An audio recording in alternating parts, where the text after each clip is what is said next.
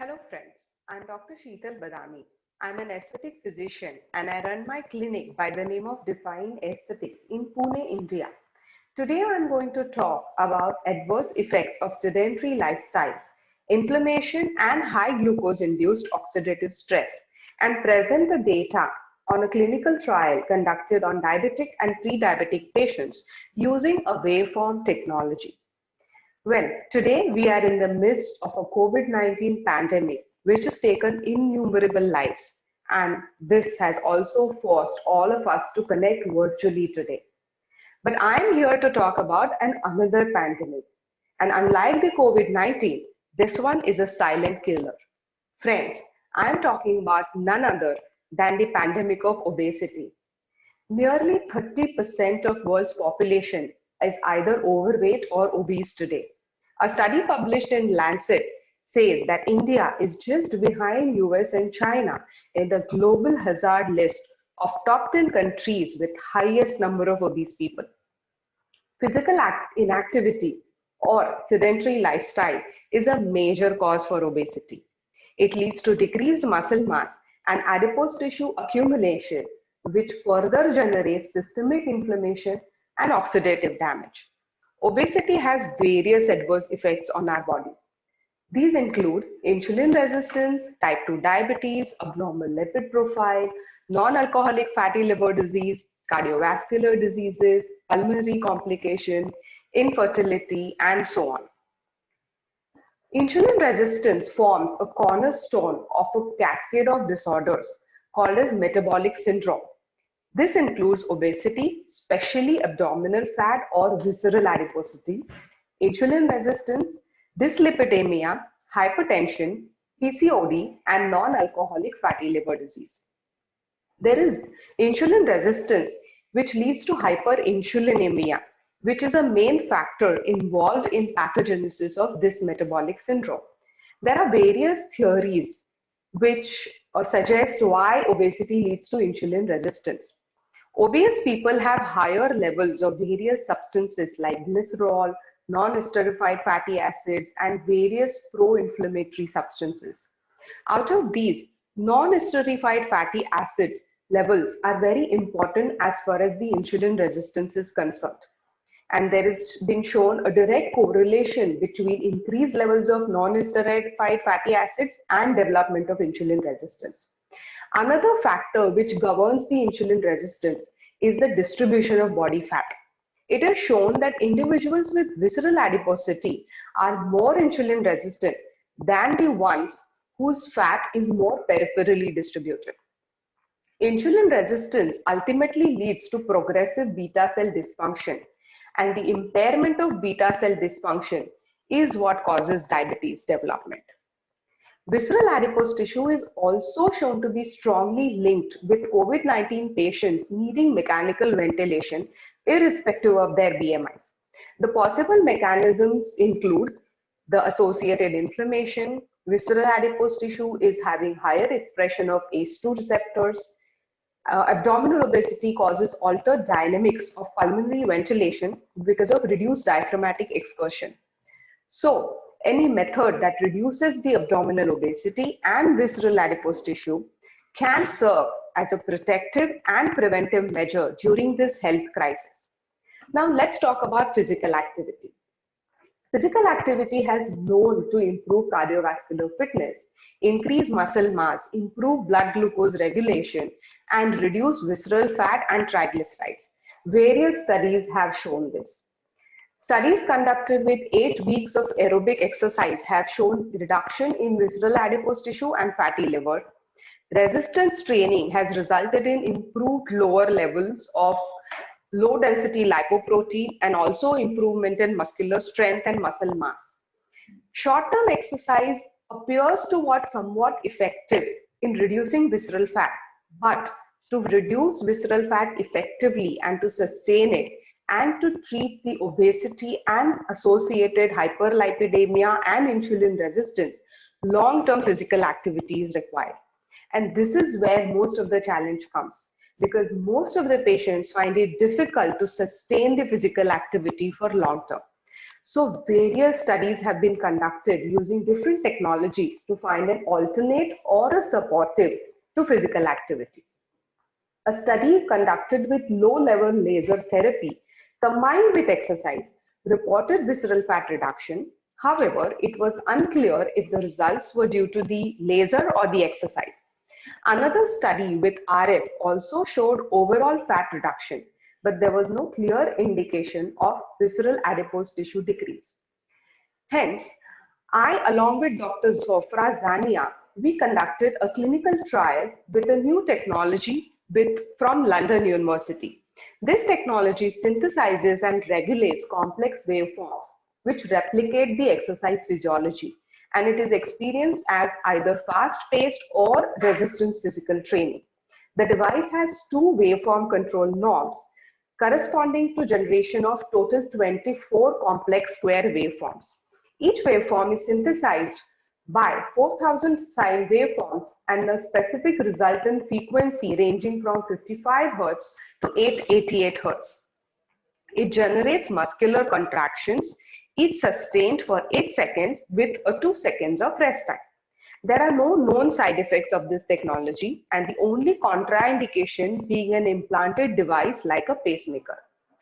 The design of our study was as follows. 20 obese and overweight adults were selected from two different clinics. The age ranged from 15 to 82 years. Average BMI was 35.4%. There were 11 females and 9 males, and all of them were diabetic or pre-diabetic. 15 subjects were of Indian descent and 5 of them were Caucasian. The inclusion criteria for this study was BMI less than 45, age about 12 years of age, controlled hypertension or controlled hypothyroidism at least 3 months after surgery or childbirth. And the exclusion criteria for the study were pregnancy, an implanted device like pacemaker, severe uncontrolled hypothyroidism or hypertension, renal or hepatic disease, cancer, or any other severe medical condition. The subjects were administered total of 12 treatments at the interval of 3 days. So the total study duration was 1 month. They were given some general diet instructions like increasing their vegetable and fruit intake, increasing lean protein intake, and reducing the sugar and oily food intake. All were instructed to continue the medications that they were already taking. Measuring instruments included blood tests to measure the lipid profile, fasting and postprandial glucose and insulin levels, a conductance scale which measured the BMI, weight, fat percentage, visceral fat, and skeletal muscle mass, tape measurements to measure the upper abdomen, umbilicus, and lower abdomen measurements. 7 subjects reported their sonography test findings before and after the treatment, and a structured interview to assess the back pain. Now, these are the results of the study that we found. This is the table showing reduction in the BMI and the weight, and this one shows the reduction in the measurements of abdomen. The results are as below. Average centimeter loss from upper abdomen was 9.65. Umbilicus was 10.2 centimeters and lower abdomen was 11.5 centimeters. Average weight loss was 6.4 kgs and the mean reduction in BMI was 6.98%.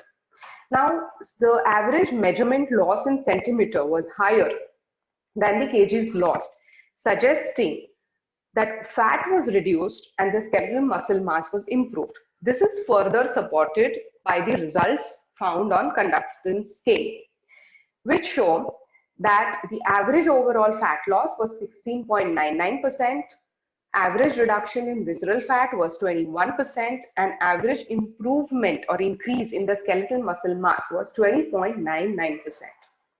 Now, visceral fat reduction appeared to be more significant when compared to the overall body fat percentage reduction, possibly suggesting that visceral adiposity reduction was consistently attained by all the subjects. When we plotted fat loss and the visceral fat loss against age, we found that the visceral fat decrease appeared to decline with age, possibly suggesting that older individuals with diabetic or pre-diabetic condition require more treatment to control their visceral fat. The results on blood glucose and insulin levels found that almost all the subjects, the blood glucose levels, both fasting and postprandial, reduced to the normal range. Insulin also reduced, which was in pre-diabetic patients, which was raised initially, reduced to normal range at the end of the treatment. The results on triglyceride level shows that almost 75% of people achieved normal levels of triglycerides, and in 25%, although the triglyceride was still little high at a borderline range, there was significant improvement when you compare to the pre-treatment levels. Even HDL levels improved in almost all the subjects of the study. 7 people who had fatty liver in their sonography reports before treatment showed no evidence of hepatic steatosis in their sonographies after the treatment. These are some of the pictures, before and after pictures of some of the subjects who participated in the study, which show significant reduction in the abdominal obesity and visceral fat.